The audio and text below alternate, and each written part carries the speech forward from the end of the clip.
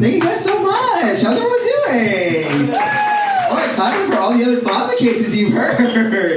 I feel so bad. I don't have any multimedia. I feel like a weird Rosa Parks right now. So we're just gonna wing it. Nevertheless, he persisted. Welcome to Closet Cases, the show where LGBTQ comedians and performers tell their coming out and transitioning stories live on stage and later go deeper into a podcast. Today we have Cato. You know him from Oxygen and Vice. He's so funny. I've known him for many, many years. Calvin, how are you? Doing well. Oh my God, thank you so much for having me. I'm super excited. Thank you. I love these almonds. Yes. We're having almonds and we're also having a vodka soda. Yes, we are. Thank you, Tito's. Yes. The drink du jour of coming out people. Coming out people? Oh coming my God. out people. Yeah. But you had such a great set at Stonewall. You were so good. Thank you so funny. much. I really appreciate it. Oh my God. And you did it 8 years ago too. So that was like... Yeah, so I feel like so much has changed. I came out to a lot more people since then. Broadcast around the world. He's an openly gay man. Yes. Yes. And he sucked miles of dick in between. Hectares of dick. So much penis. Just so much. Astronomical units of dick. Just so many. How many AUs would you say? I would say conservative 4 AUs. That's all. 4 AUs. Yeah. Wow, that's probably close to the outside of the asteroid belt. Oh, yeah, exactly. I'm not like a Proxima Centauri kind of hoe. I'm more of a like, I'll reach like a Jupiter moon, like an Io or a Ganymede, that kind of thing. There you go. Oh my God, we need to talk about space after this. Holy crap. It's actually interesting. I feel like I may have misunderstood these times. I mean, I am going to tell a coming out story. But there's going to be a lot of like race stuff involved, so on earmuffs.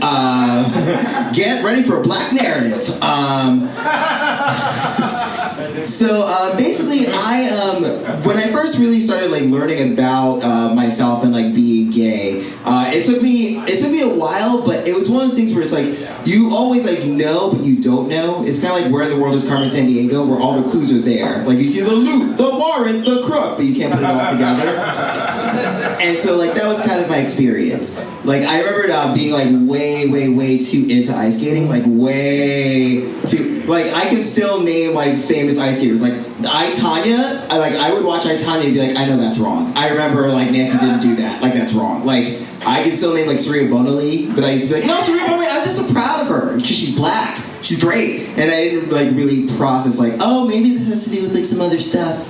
And my main like gateway into like queerdom was actually through movies. Like that was kind of how I started to really learn about myself.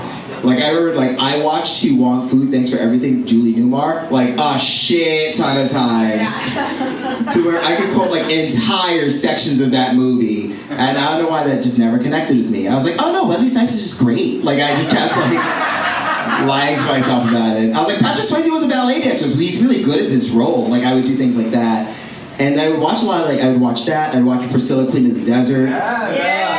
And I'm like, no, I just think I'm proud of Terrence Stamp for shaving. Like, I didn't get it. It wouldn't, like, connect for me. And, like, I would just watch these movies. And, like, one of the things that, like, really started to click for me was I watched Batman Returns. I don't know if you guys have ever seen Batman Returns.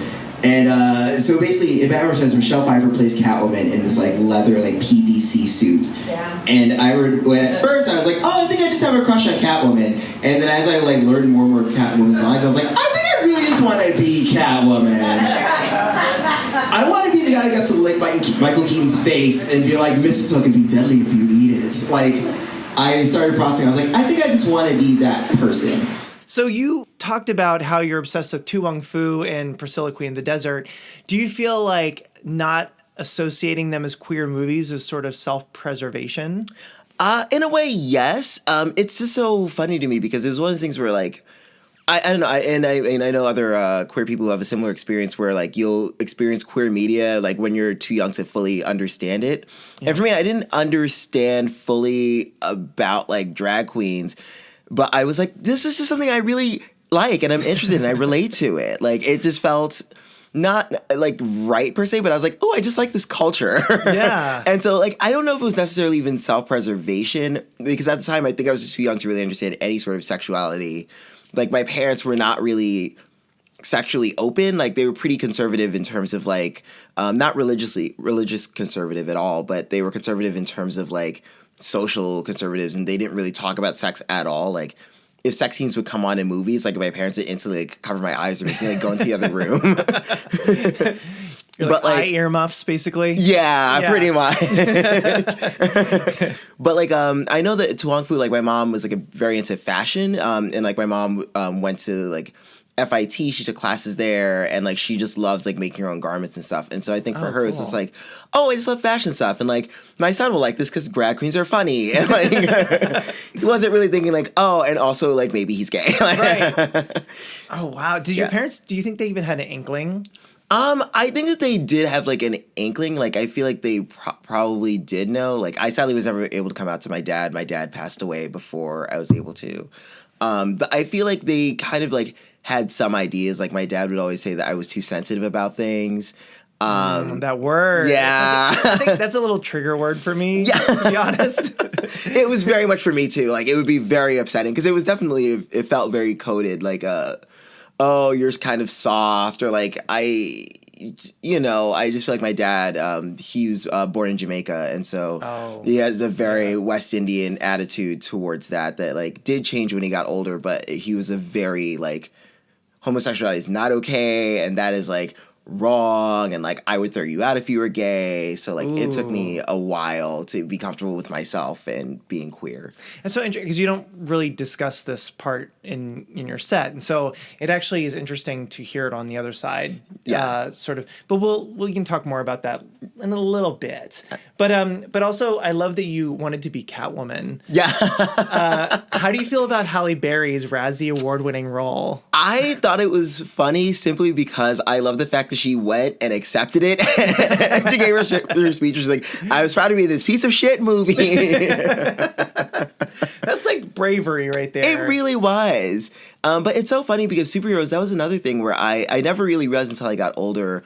I was always drawn to like superheroes and like, I mean, obviously like, badass women, like very, very, it's a very like cool trope, and obviously, being gay, you're like, oh my god, yes, this costume. But like I was always drawn to the whole idea of like dual identities and like having to hide kind of like who you are on the inside, or like just being like, well, I have this need to express myself in this way, but I know that like people would not be okay with me in both of my identities.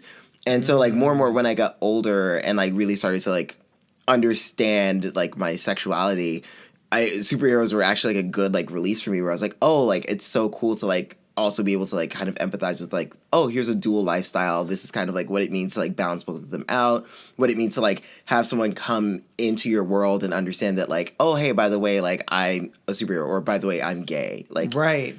It's interesting because the past two podcasts that we've had with Adolfo Blair and with Keith Price, they both were obsessed with Linda Carter, and but they both brought up that point of the dual identity as queer people. So I'm this is a podcast callback, I guess. Yeah, is that what you call it?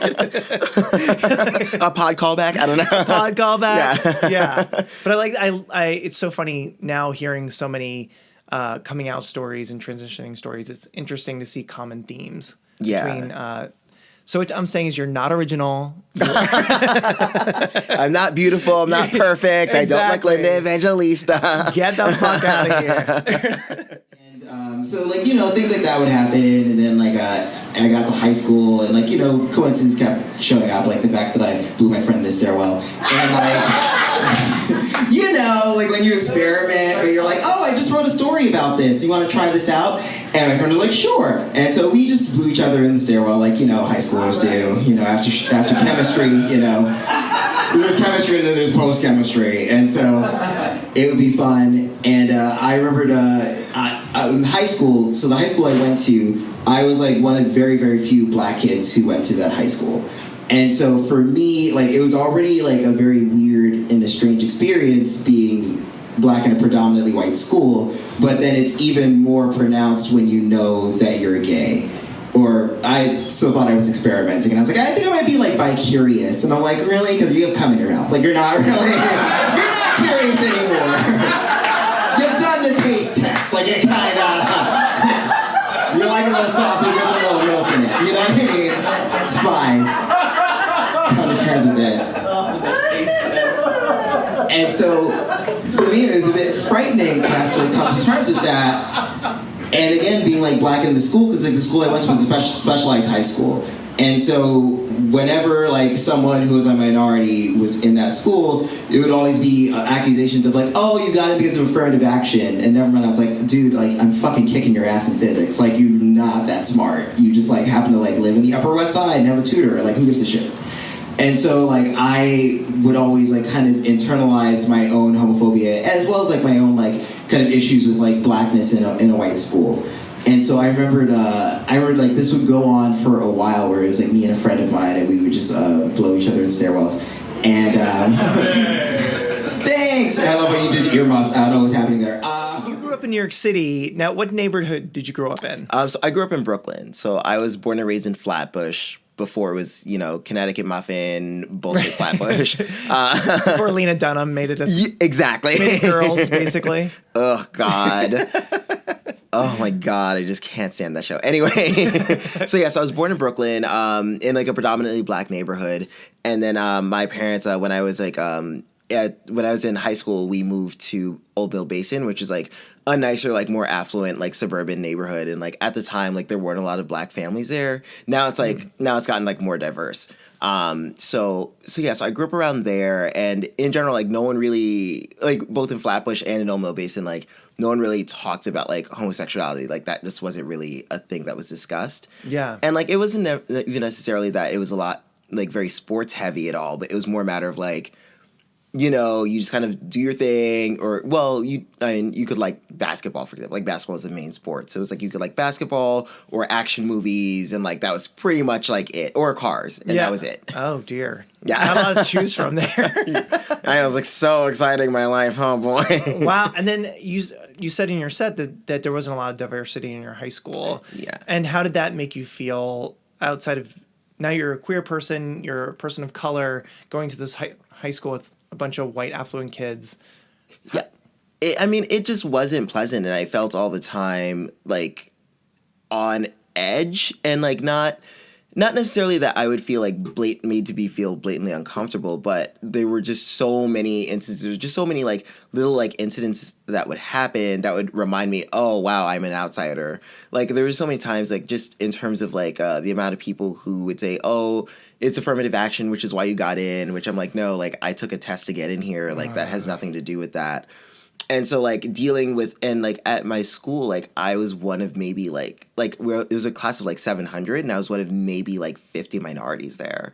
So It's staggeringly low. And it's hard to, especially because it's New York City, where it's like I go home and I see diversity, and then I go to the school and it's like just like white, like everyone's talking about Friends, and it's like I don't give a shit. Like, Monica who? Yeah. I was like, no, Kyle, living single, and they're like, no, we don't care. So it was just interesting in terms of that, and I always felt like I had friends, and like when I was able to like. Obviously, I was friends with, the vast majority of my friends were minorities, and I did have white friends as well. But like, I was closest with like my minority friends because we all were able to like bond together and understand that it was like we felt so like outcasty. So then, like when I started like first figuring out that like I was also gay, like it was just hard on top of that to be like, oh, but like all of my like my minority friends were straight.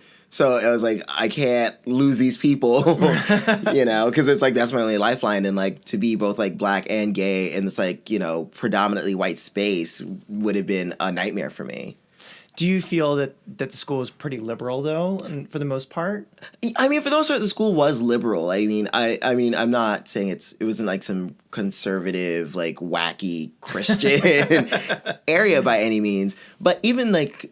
Back then, like, even, like, liberal was liberal back then, but would still be, like, fairly, like, centrist now. I mean, There was a gay-straight alliance that was really small, and that, like, kids, like, kind of, like, made fun of a little, and, like, they were like, oh, gay-straight alliance, whatever. Like, it's just, like, the two kids hanging out together who just have tattoos and are sad. Like, because it was, like, almost all goths who were in there. And then there were some people who were, like, very out, but, like, at the time being very out was seen as, like, oh, you're doing too much. It wasn't seen as okay. Oh, wow.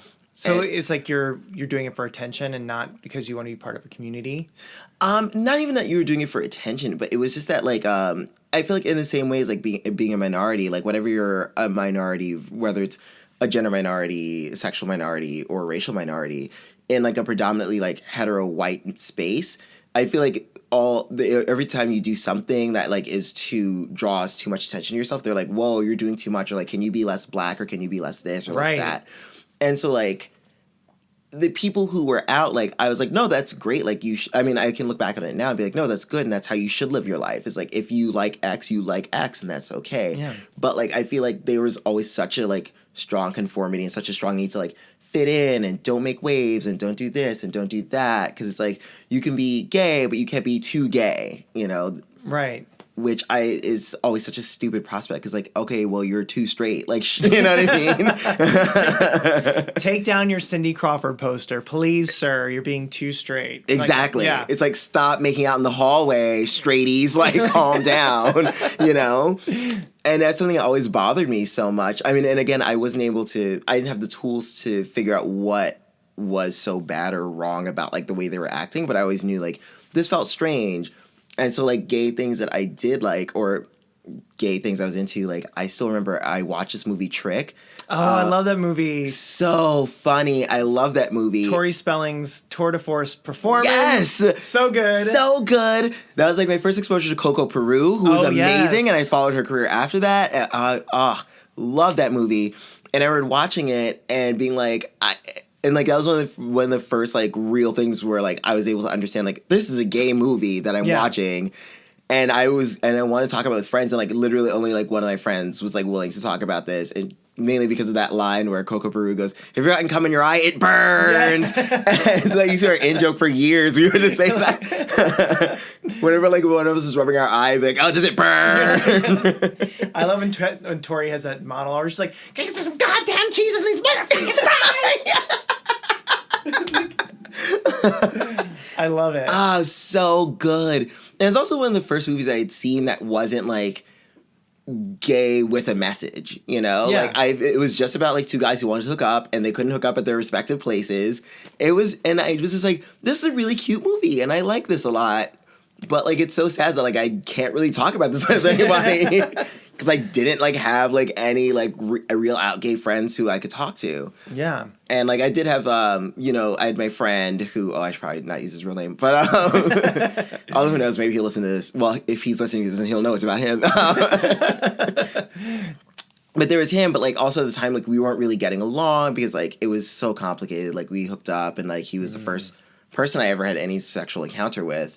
Wait, is he the one that's in the stairwell? Yes, yeah. So he was the guy who we had oral relations in the stairwell, which was insane back then. I could not believe that we did that, or that we did that and we're still pretending we weren't gay. I definitely remember being like, this was a phase. Like, this is just the thing that people do. Oh, wow. Yeah. Isn't that crazy? Just, I think sometimes people compartmentalize their sexual acts just to sort of, again, I bring up this word, self-preservation. Yeah. No, it really is true. And a lot of it was, so much of it was just weird justifications for things, or just like crazy justifications where like there's one time where I'd be like, well, we didn't kiss, so it's not like it matters. And it's like, okay, but like... you had a dick in your mouth. Yeah. Yeah, that's pretty gay. Yeah, it's not straight. I can tell you that definitely much. Not straight. And I definitely liked it, so that's not like the problem here. Exactly. Yeah, it was insane. But it was so funny because we'd hooked up. We'd been hooking up, and then like we'd ended things, or rather he ended things, and I was not happy about it. And then he started dating my best friend, who was a woman. So that was real shitty and complicated.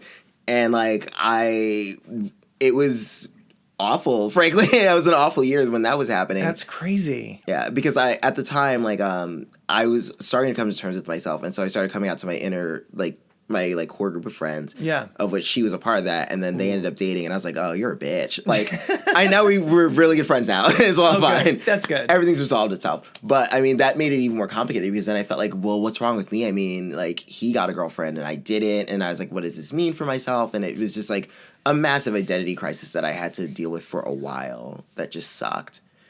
Oh man. Yeah, it was Fodder for therapy. Yo, a lot. When I finally started going to therapy, I was like, oh, this unlocked so much. I feel way better. And so I remember at the time, like I had a good friend of mine. He was this straight white guy, and I remember he used to come over to my house and we'd play Mario Kart. And I pronounce it the right way. It's not Mario Kart, it's Mario Kart. Side note. Anyway, so he would come over and we play Mario Kart together. Everything was fine. And then at one point we were waiting outside on like my parents' porch.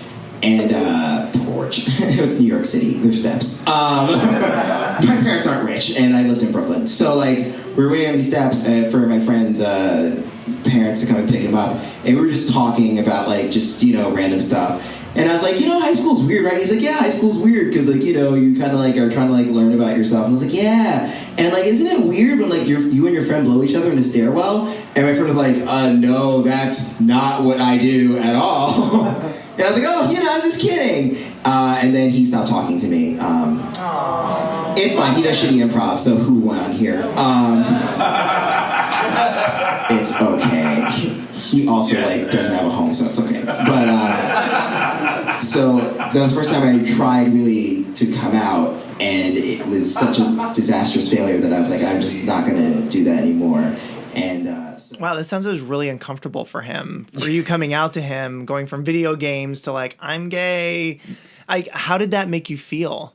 It definitely, I felt very rejected at the time. I mean, and I think that was part of the reason why I wasn't able to come out until later, was because it just felt so damaging, and it was so hard to have someone who again, I talked to like almost every day, and like we bonded about everything. And especially because when I went to high school, none of my friends from junior high school came to that high school. So like I was literally the only person there, and like I just learned how to make friends. And at the time in junior high school, I was like very introverted, very nerdy. Like I was a very like Magic at the Gathering kind of like person. So for me, like my junior high school friends were like at least like my like connection and lifeline. And so I remember when I told him about that, and he was like, oh, this is weird, I gotta go. And then like we basically just like didn't talk. It really made me feel like, gosh, I mean, I guess being gay just is such a lonely experience, And was this before or after the first person you hooked up with started dating your friend? Is that around the same time? This was this was like after we had hooked up, but before he started dating my best friend. Oh wow. Yeah. So it was really like that happened. I lost a junior high school friend, and then the guy I hooked up with started dating my best female friend, and then I was like, this is nonsense. Yeah, well, that's like setting you up for like your thoughts of rejection. Yeah. From your friend that you knew as from junior high, and then the person that you're having relations with, dumps you and then goes for a girl. Yeah. Do you feel like that has eked into your young adult life as well? Yeah, for sure. I mean, it really just made me associate being gay with being alone. And I think that's what made it so hard. I mean, like I did, like I said, come out to like that small circle of friends, but then I went to college, and when we went to college, I didn't come out until like nearly the end of college, because I was like, well, all this shit happened in high school and I don't want a repeat of that. So, and then I was like, so I was like, well, college will be a way to like start over, and maybe I'll like start over and maybe I'm straight, and like maybe that was just a thing. And then of course, you realize it's not a thing. All thing. Yeah. It's the thing that you were going to do. There's no escaping that. But so I definitely associated with that for a while, until I actually did start coming out to friends, because I think in college I just was able to make better friends. Yeah. Because I went to like a very liberal arts college. I went to Wesleyan, and there's so much more of an open like queer identity dialogue. Like there was an actual like queer like resource center. We had queer leaders, like instead of cheerleaders, queer leaders, and like I didn't put that together. Oh yeah, sorry, because I was saying like I saw get your dick sucked too. That was very close, actually. It's close. Not quite there. You would have made the squad, trust me. Oh, I hope so. But, like, yeah, I remember, like, even the first week of college, like, I realized what a vast difference it was because the first week, like, you know, they had, like, the freshman orientation week. I think it was, like, day 2 or something where, like, they sat us down and they were like, okay, today you're going to learn about pronouns and, like, you should never address someone unless you know what their pronouns are first. So, like, and that back then it was just like he, she, or Z, and I know now there's here, and now we use they, but like they were like very adamant about that, and like it was so like interesting because that was the first time. Like obviously there were some like guys who were like meatheady about it, were like, oh fucking Z, this is so stupid. But in my head, like I was like, no, that's actually really cool. Like I like that, and I like the idea of like not making assumptions about people, just like knowing who they are and like addressing them properly. Right. And so it was. And all those like meatheady guys like ended up going to fucking frats and getting like blackout drunk all the time. Which I mean, granted, I did that too, but like, right, exactly. But I did that with like great friends, and so like and better cocktails. Exactly, way better. Although there was a lot of schnapps, so much schnapps. I'm having like hangover flashbacks right now. Oh God, I'm sorry to bring that back in your life. I'm having a sip of Tito's. But yeah, like I was able to make like a lot better friends and like friends who like weren't necessarily knowledgeable about queerness, but were definitely more open and accepting of it.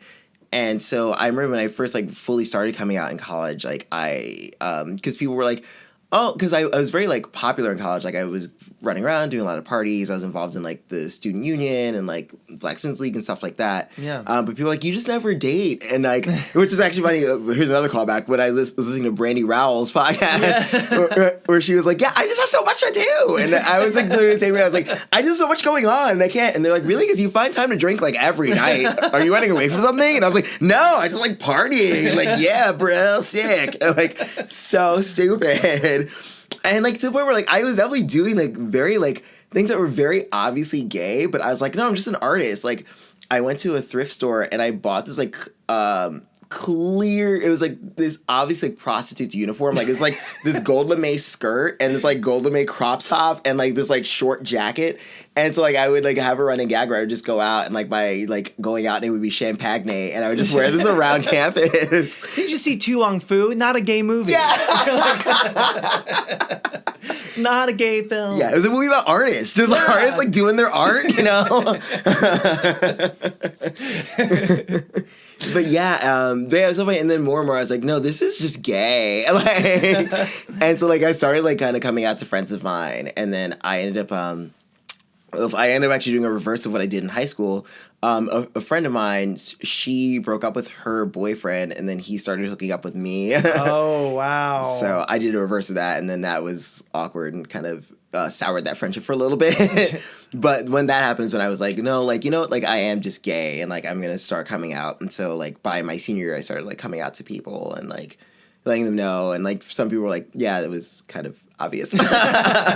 like we knew. Yeah. We were waiting for you to just be like cool about it, but like we never had any issues with you at all. And so like that made it so much more of a supportive environment, and then made it a lot easier for me to like be out.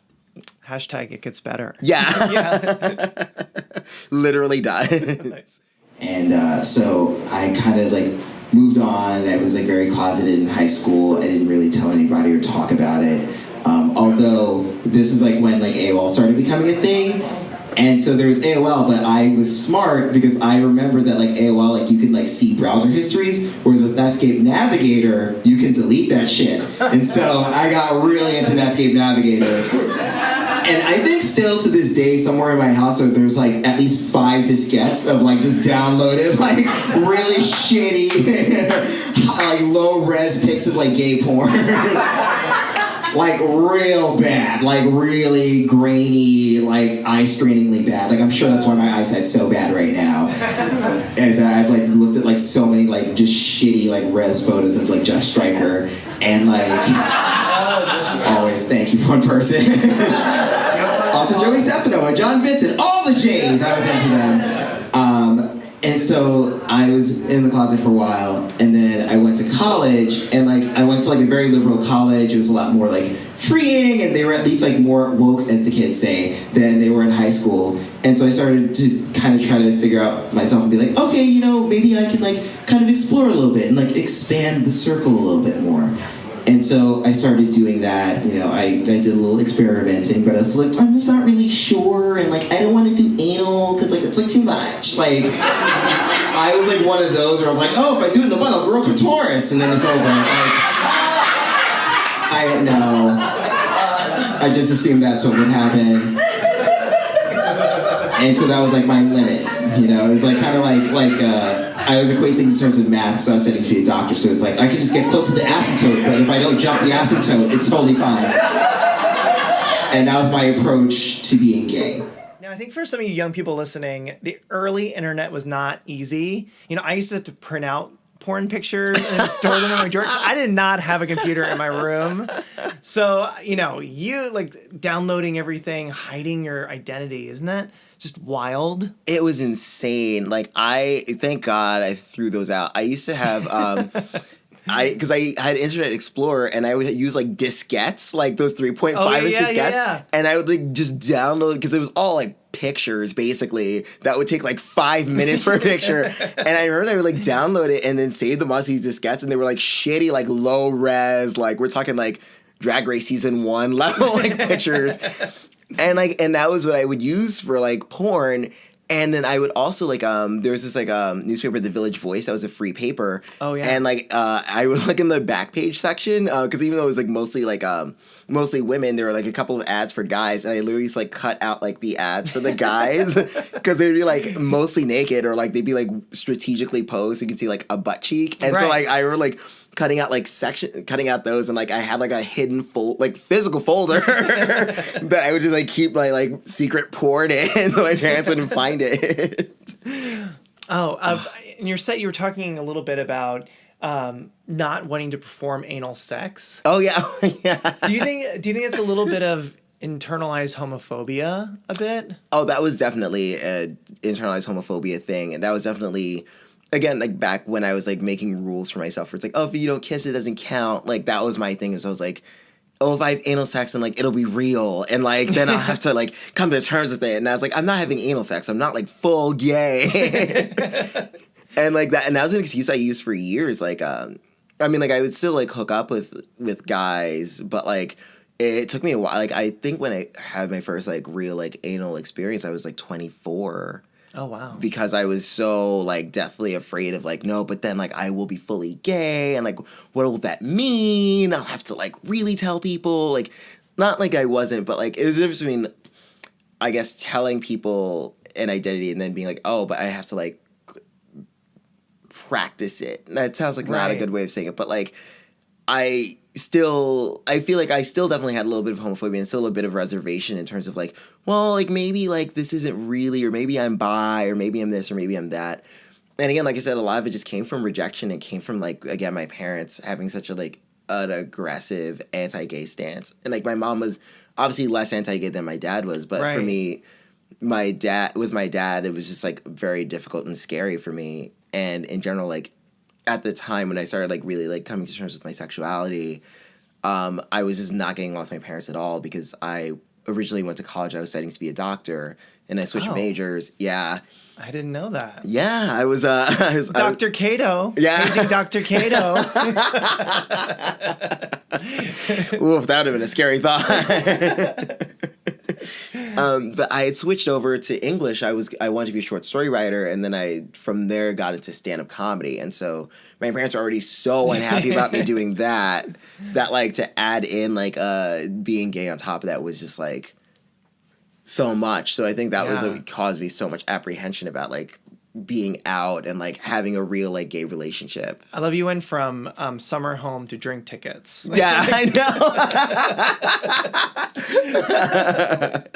But only beer and wine, not even like even like the top shelf stuff. And then I started coming out to like friends in college, but like I never came out to any like straight guy friends, and especially not straight white guys, because like again, like they kind of, my parents like are immigrants. My dad's from Jamaica, my mom's from Haiti, and so in general, like the way that they saw America and the way that they saw like America was like full of whiteness and full of like racist whiteness. Like my dad moved here in the 60s and my mom did as well, and so they experienced like a shit ton of racism.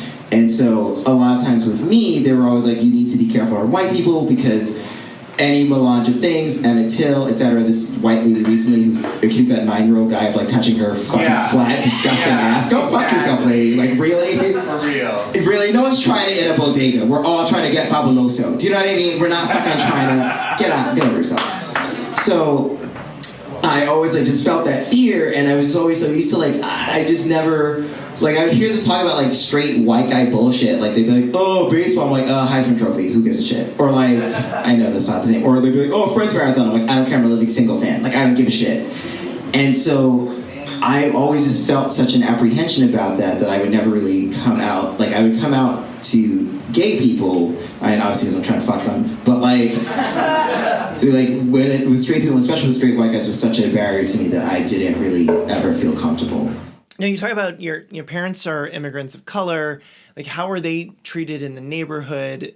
Because obviously it seems like the white guys that were there were pretty much assholes. Yeah, I mean, pretty much that. It was very that. Well, it's my dad. So my dad is from Jamaica and my mom is from Haiti. My dad emigrated here when he was 12 and my mom when she was 5. But then she also like lived in Haiti on and off for a couple of years as well.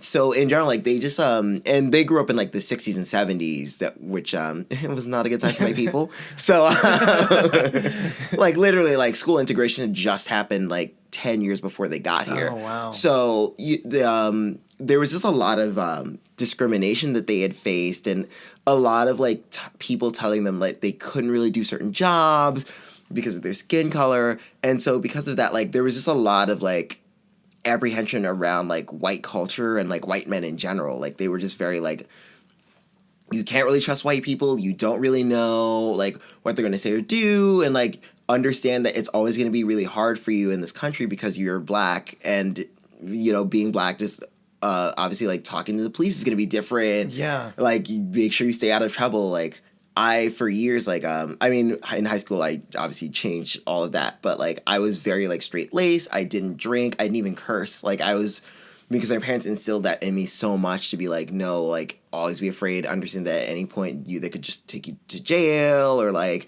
do something horrible might just happen to you. Oh, wow. Yeah. Do you think that played a bit of you coming to terms with your sexuality to further any sort of, I guess, not discrimination, but it seems they were telling you don't do these things because this is going to hinder you from getting to where you need to go. Do you think also realizing you were gay could also hinder that through your parents' teachings? Yes. I would say yes and no. Like, yes, it was that too, but I think that they also, their view of homosexuality as well was very much it was like a white thing and that it was like kind of a white luxury, if you will. Like they just assumed that it was like, oh, like, you know, if you're white you can kind of do anything, whereas if you're black, like you have to like be very straight-laced and in this box, which I think is probably also why I was like studying to be a doctor for like so many years and why I was like on that path, which was that they were very much like, you just need to be like make the most out of this country and like become a straight black doctor and have a wife and a house and like because for them like that was their idea of coming to America, was like that's the American dream for them. Right. And so I think that's a very roundabout way to answer your question. I'm sorry. No. Yeah. And are you an only child? Yeah. So I think that was the other issue as well. It's like I was an only child, so it was kind of like their like stock option, basically. You're like, we want our summer home too. Go back to being a doctor. Yeah, exactly. Like, please, we invested so much. Your future is our future. Yeah. And so, but at the end of college, I started being like more comfortable with myself and feeling more self-aware and self-secure. And I was like, okay, you know, I'm gonna graduate from college and I was gonna come out to everybody. I'm gonna fucking just do it. And then I got into stand-up comedy like right after college. And I was all like, yeah, I'm gonna fucking do this, and I'm gonna be that guy who like goes to Wesleyan, and I'm gonna just be gender neutral everywhere. And yeah, I'm gonna fucking I'm gonna use Z and Zer. Like I was all about it. And like I remembered I did one of the earliest open mics I ever did. I did an open mic that was like all, like, there were no women there. And there was just all straight white guys. And it was all, like, rape joke, racist joke, rape joke. And this one guy, he got up on stage and he said, do you know what I hate about the gym? Niggers. That was literally his joke. And I was like, oh, I don't think I can come out here. This is not a safe space. Oh, 2006 New York City, bad time for comedians. So I kind of just went back in and I kind of hid myself. And I always made it a point to, like, I started, like, my own mic specifically because of that, where I was like, I'm going to start my own mic where I don't want there to be any racism or sexism or homophobia, and if you are, I'm just going to kick you the fuck out because I don't want to hear it. And as such, thank you. Thanks. It didn't help my career, but it helped my self-esteem. And the self-esteem of a lot of other people. And so I mean, the comedy community back in the day was pretty horrible, like in terms of being racist, homophobic, transphobic, sexist. Do you think it's gotten any better over the years? I would say it's gotten leaps and bounds better. Like, because I started in 2006 in New York City. And it was so, like, in as much as, like, it was obviously, I mean, I would never want to start and say, like, a small town in Kentucky. Like, understandably, like, New York is more liberal, but I guess to go back to what I was saying before, even with about my high school, like, where it's like, yeah, my high school is liberal, but it was still, like, pretty conservative in terms of certain things. And I feel like also back then, like, there was such a gay ghetto, and as well as there's, like, a black ghettoization in terms of, like, if you were a gay comic, you were like, no, now you're doing, like, only shows at Stonewall. Right. Like, there was not a lot of, like, intermingling. And I feel like all the comics who I would ever see who were queer and were doing, like, shows, like, not, like, obviously, you know, your Judy Golds, but, like, on, like, a bar show level or on, like, a Gotham Monday night level. Oh, yeah. Would be gay comics who were either, like, very, very, very flamboyant to the point where I was like, I feel like this is kind of gay minstrelry. Yeah. I never felt like, oh, you are a gay comic and you're really sharing your gay experience. I felt like it was very much of like hi, I'm gay, and like it just didn't feel authentic to me. So it would either be that, or I would see gay comics like, oh god, I was about to drop a name, that would have been rude. Gay comics who were like, no, I'm just so hipster and alt, like you just kind of know, and I'm just not going to say anything, which like I was equally as depressing to me because I was like, no, but I would like to know, like if you have a boyfriend, like I'm sure that you two like have like funny relationship material that I'd love to hear, but like they were just never discussing it because they're like, no, I'm just more alt. I'm going to talk about Logan's Run. Like, and it was really disappointing and hard for me. So for me, it was hard to really find like a way to express myself and express my gay identity on stage.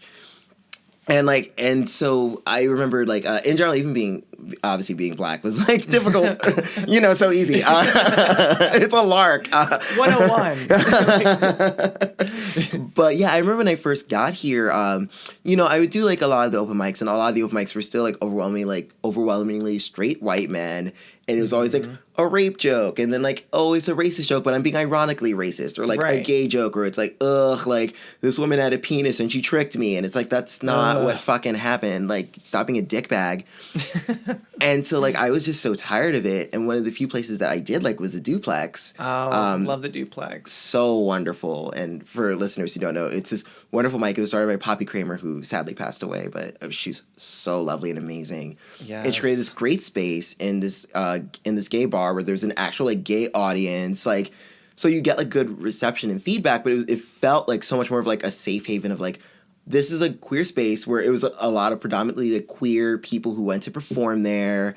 And like even the straight guys who performed there were like on their best behavior because they're like, no, they will kill you. Poppy will cut you. Yeah.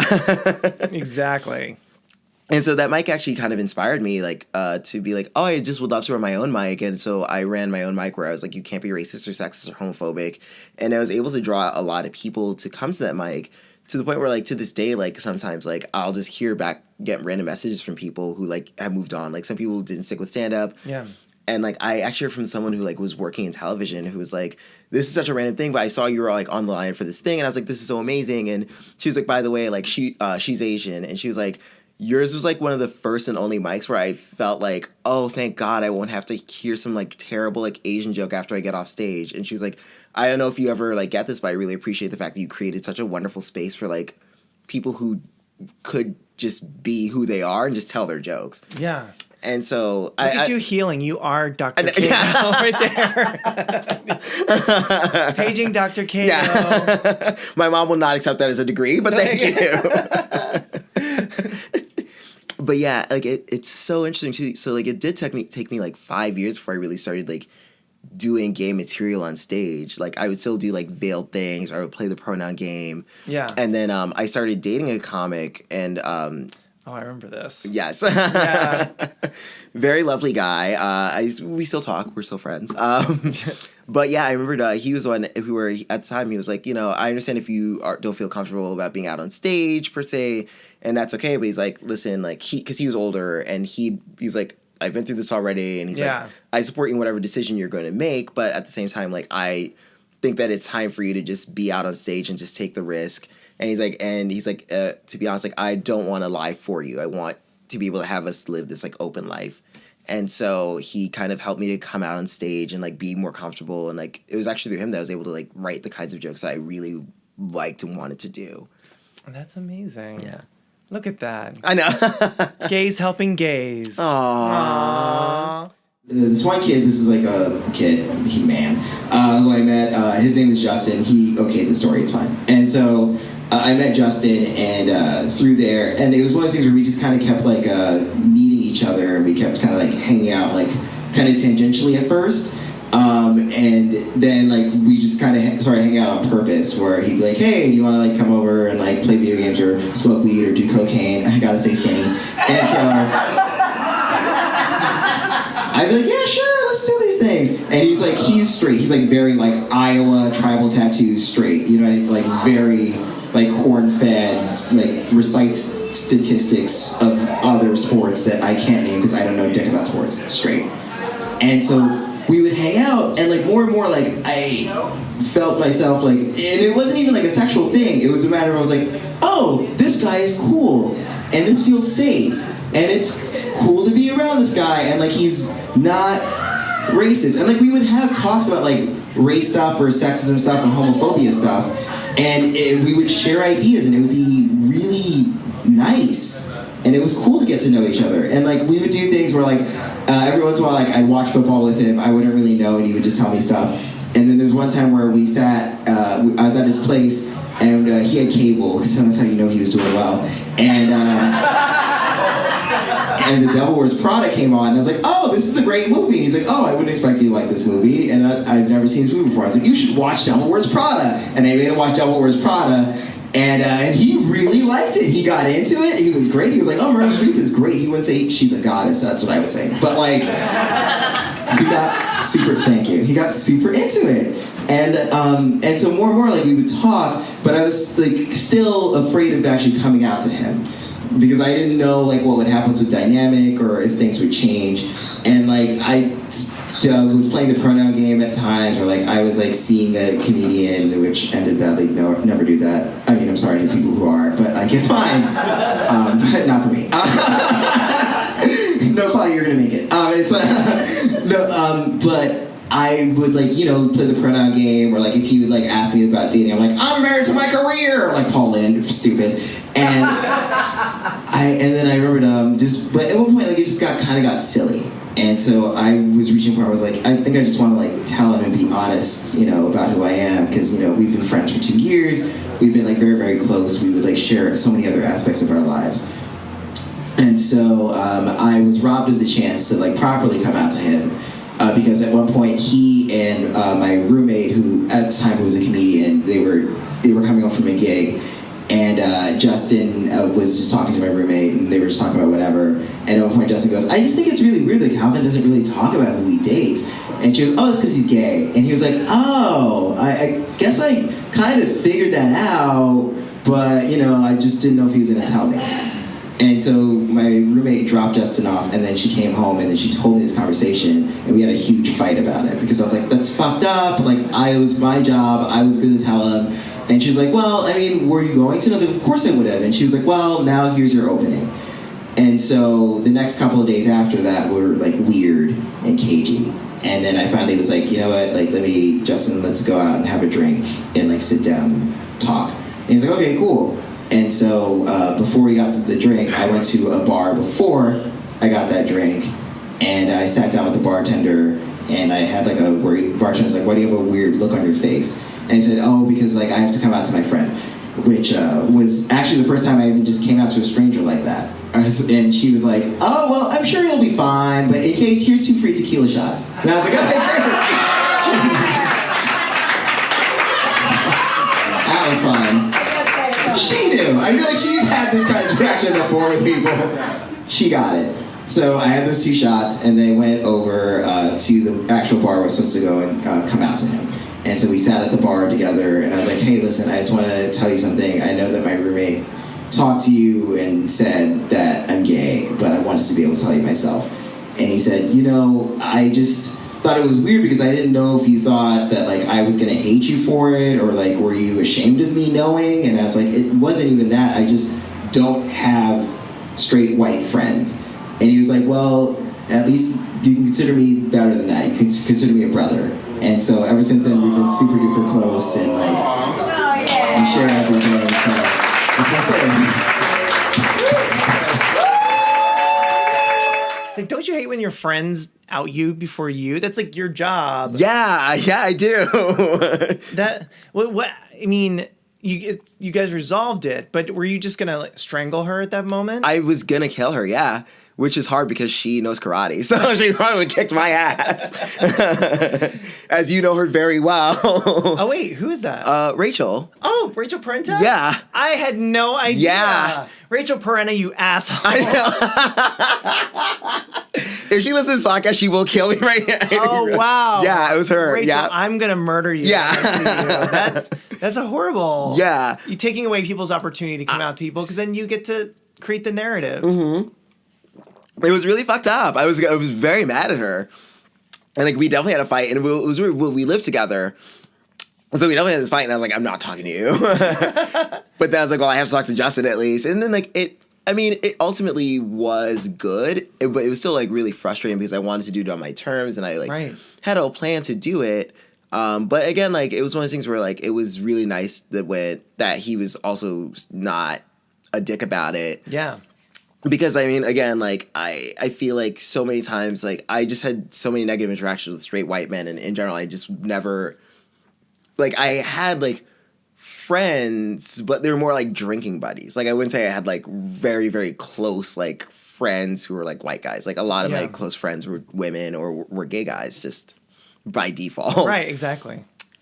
So ultimately, but it was nice because then, like, when we did get to have a proper actual talk about it, it was such a great positive experience, and it kind of like unlocked a whole section, you know, with like it was like our friendship got to grow to like a much more intense level, which was great. That's great. Yeah, and it was also just good to know because he was like, I don't know, I always feel like it's always so weird and funny when that kind of stuff happens when you come out to someone and you think that they're gonna hate it, but when they apologize to you and they're like, "No, I'm sorry. I feel like I was just like."